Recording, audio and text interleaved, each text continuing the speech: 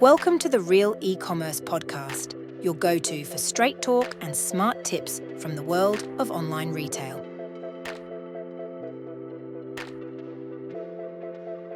Let's start to sort of set the scene with a couple of stories here. So China produces 27% of the world's carbon emissions with only 6.3 of the world's land.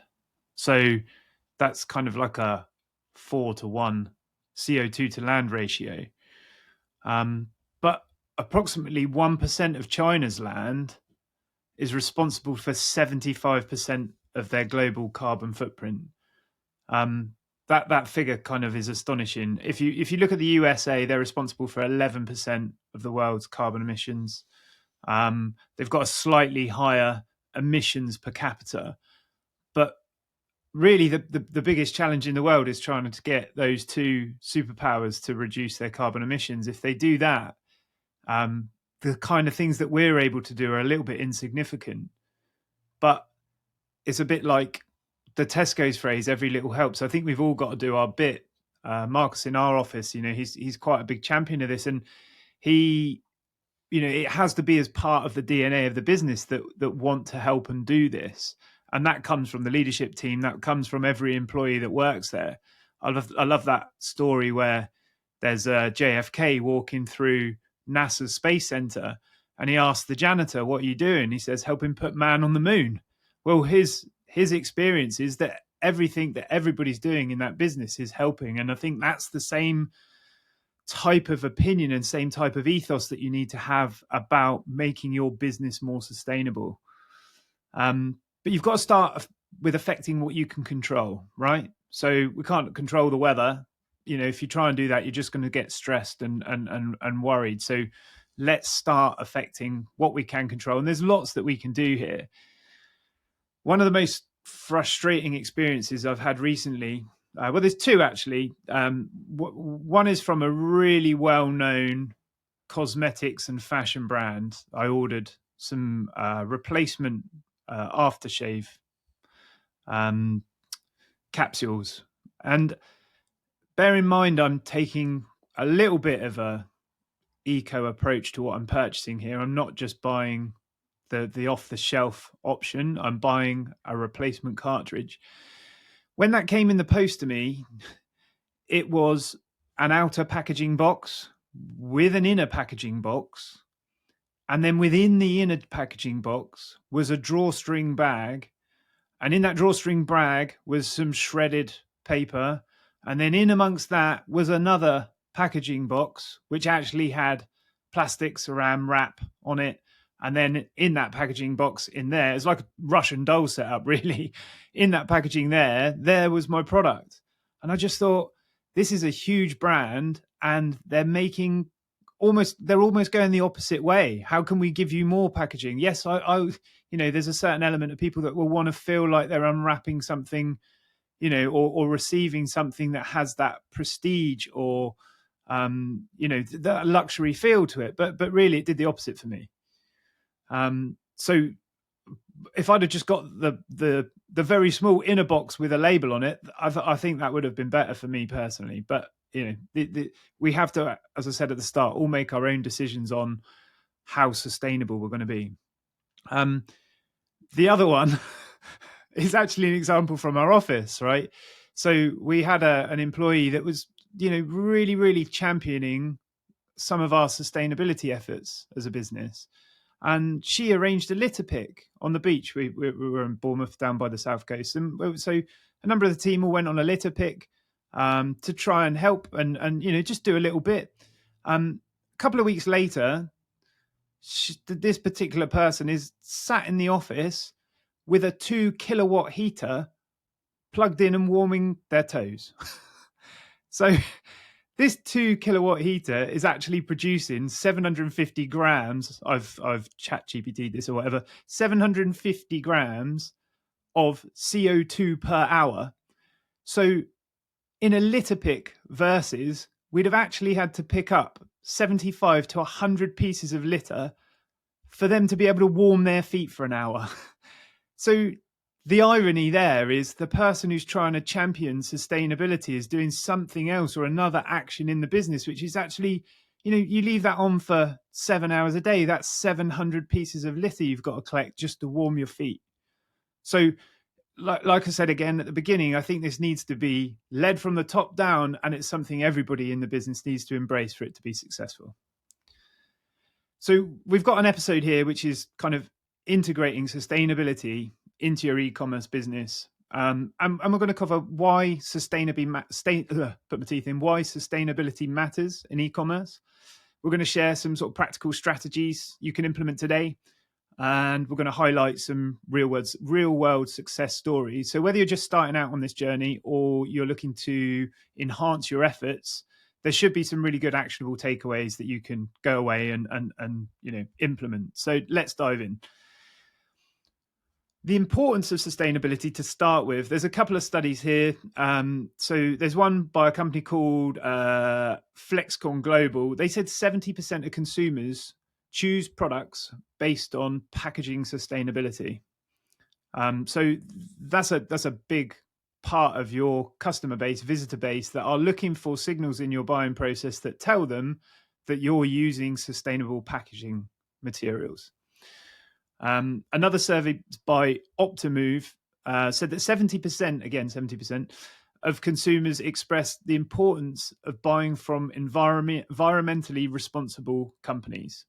So again, signposting your credentials up front and the things that you're doing to be more environmentally responsible are going to help that cohort of customers that are looking for that.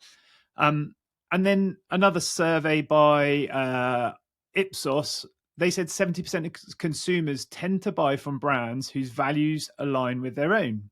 So this shift isn't just about preference, it's about aligning with values that prioritize your customers and the planet at the same time.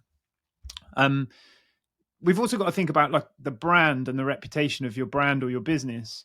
And this is a bit of an older study, but in 2022, Nielsen IQ revealed that 83% of global customers are willing to pay more for sustainable products. So this demonstrates the strong consumer preferences that brands need to prioritize. So, sustainability, environmental impact, and these are directly impacting brand loyalty and reputation.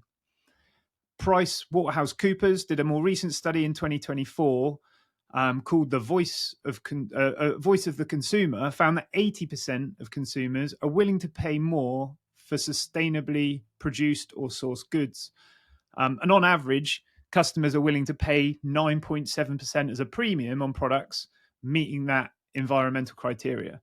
So this doesn't have to be an out of your pocket move. Customers are prepared to pay. It's not just going to come off your bottom line, because a lot of retailers might only have like a 10% net. So if you're then going to spend that all on sustainable packaging, you're making a move in the right direction, but the business isn't going to be around very long. So actually being able to charge for that because it aligns with their priorities and their values, that they're saying in this study that there's a 9.7% premium attached to meeting those environmental objectives of the customer.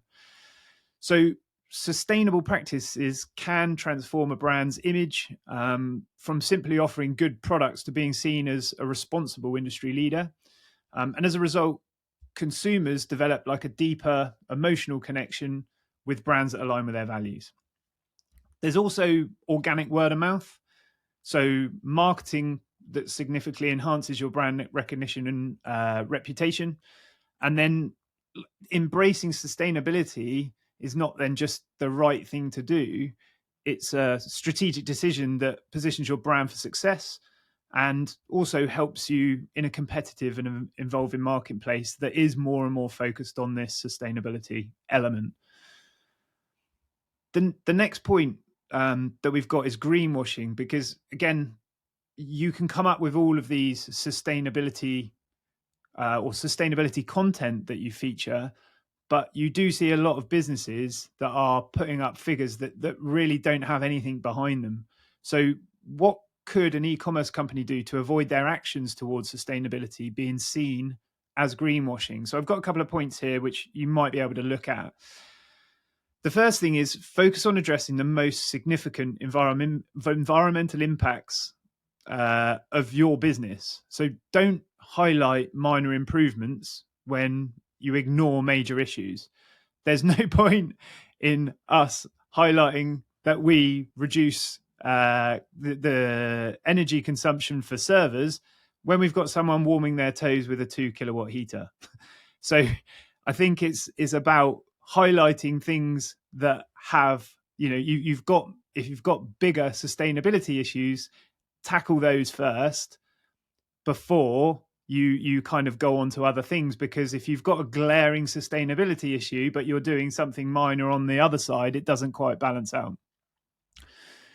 Number two is you can use specific variable claims instead of vague statements. So rather than labeling something or a product as like eco-friendly or green or whatever it might be, you need to specify how it meets a particular standard, such as being made from 100% recycled materials or certified by a recognized body. You can obtain third-party verification statuses for your business. So, qualifying for sustainable certifications can help build trust.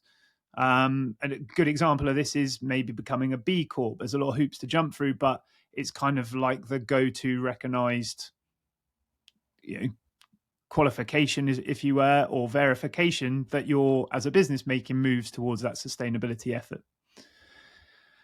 You need to set clear, realistic sustainability goals and be focused and honest about your progress. So if you're looking to reduce your carbon footprint from, say, 50,000 tons to 25,000 tons, or moving to 100% sustainable packaging, you need to be open with customers and show them, if you're still working towards these environmental goals, then they'll appreciate your honesty and are far more forgiving of brands and businesses that are transparent about their journey. So you don't have to overnight be down to zero emissions. You can quite clearly set out an intention and show progress towards that intention, which prevents you from greenwashing, but also embraces that kind of move to sustainability rather than just being able to flick a switch and do it overnight.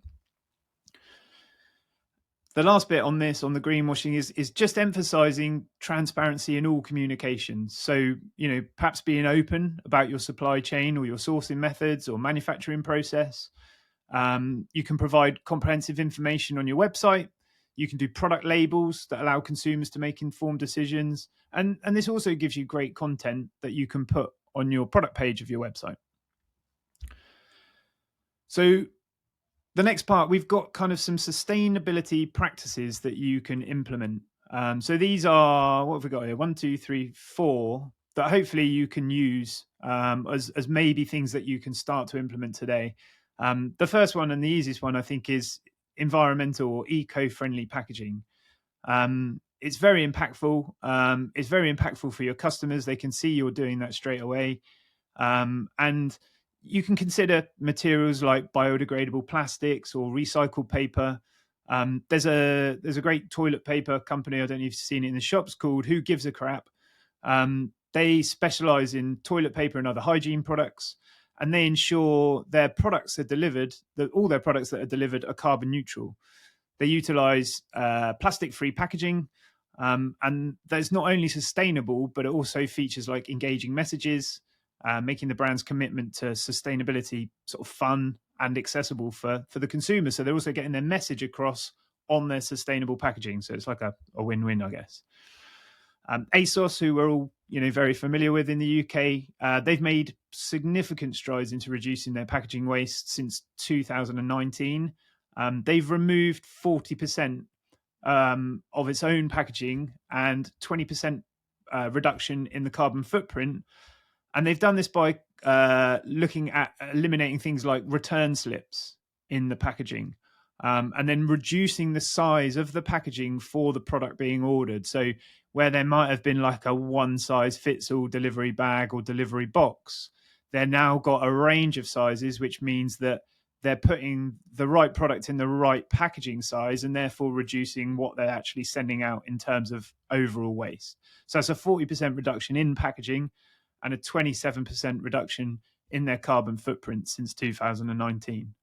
So there's a couple of bits there on eco-friendly packaging that might work for you. The next one is energy efficiencies in operations. So reducing your energy consumption in your warehouse or offices, that's another crucial step. Simple actions like changing lights to LEDs or using smart thermostats. I think we're all trying to do that at home. I'm sure we're all trying to do that in the workplace as well. But did you know your website can be greener as well? You can optimize the website performance and streamline your website's code. So compressing images, utilizing caches. And what you're really doing is you're reducing the server load and also then reducing your energy consumption. As an agency, we actually turn off all of our dev servers overnight and weekends to reduce energy consumption for us and also our clients. And you can also choose energy efficient website hosting. So you can opt for green web hosts or ones that just use renewable energy sources. As part of your journey, it's quite good to get like a benchmark of statistics. So technology is going to play a pivotal role in supporting your sustainability practices. So tools like carbon footprint calculators and platforms that track supply chain emissions, you're going to be able to get some benchmark statistics that you can use and publish as a business. So that might be your carbon emissions score, or it might be the number of tons that you're currently outputting in CO2. That can give you that messaging that we spoke about earlier. So you can actually use that score as a benchmark to start from and hopefully pick a point in the future where you can aim to reduce that. So finding things like that carbon footprint calculator or platforms that help you calculate that, I think are going to be super useful. And then just remember, like the regulatory landscape is also changing. So governments worldwide are starting to introduce stricter environmental regulations. So staying ahead of these not only ensures like compliance, but also positions your brand as a leader in sustainability. So you've got to keep an eye on those things. So there's a couple of things to reduce and case studies there for reducing the emissions in both packaging and efficiencies in operations. But you've also got a couple of things to sort of keep on your watch list, which is what's going on in the regulatory space and also those tracking softwares that can help you benchmark and allow you to make improvements. In terms of actionable steps, now's a great time to kind of start moving towards this. We're going through peak at the moment as a season where consumerism and packaging, we're all going to be on the receiving end of tons and tons of that at the moment. So I'm sure when you come back from the holidays, you're going to be able to kind of take a break and take a look at this sort of stuff. So what can you do as next steps that you can take action on? Well, first of all, I think if you conduct an audit of your current practices and identify areas for improvements, that's gonna, that might be starting with a score and aiming to move to another score. It might just be detecting where are the areas in the business that have the least sustainable practices that we can start on. Next, we need to set kind of clear and measurable sustainability goals or objectives against those benchmarks. So again, that might be using a piece of software to come up with a score and then setting a score that you want to achieve in 12, 18, 24 months time. And that can give you that public commitment of sustainability that you can share with your visitors and customers. You need to engage, like I said right at the beginning, you need to engage your team and your customers in your sustainability journey. It needs to come from the top down. It needs to be embraced by the whole company. And that then can be embraced by your customers, who then form those long-term loyalty and commitments to your brand or business. Just remember to kind of start small. You might want to implement one change at a time and build from there. It's not about becoming carbon neutral overnight. It's not about changing all your practices in one hit. It is a journey, and I think it's about showing a commitment to that journey rather than being in a position of sustainability in a matter of days or hours. So integrating sustainability into the e-commerce business isn't just good for the planet, it's good for the business as well. By taking steps, you're not only reducing your environmental impact, but you're enhancing your brand's reputation and your customer loyalty. Hopefully you'll all think about the journey some of your gifts and online purchases take in this next couple of weeks. And now you can consider like the environmental they've had or the environmental impact that they've perhaps had. And if you're looking at that from your business's point of view, if you're then sending that package out, how could you make that package more sustainable, more eco-friendly? Follow the Real eCommerce podcast and visit realagency.co.uk for more e-commerce content like this.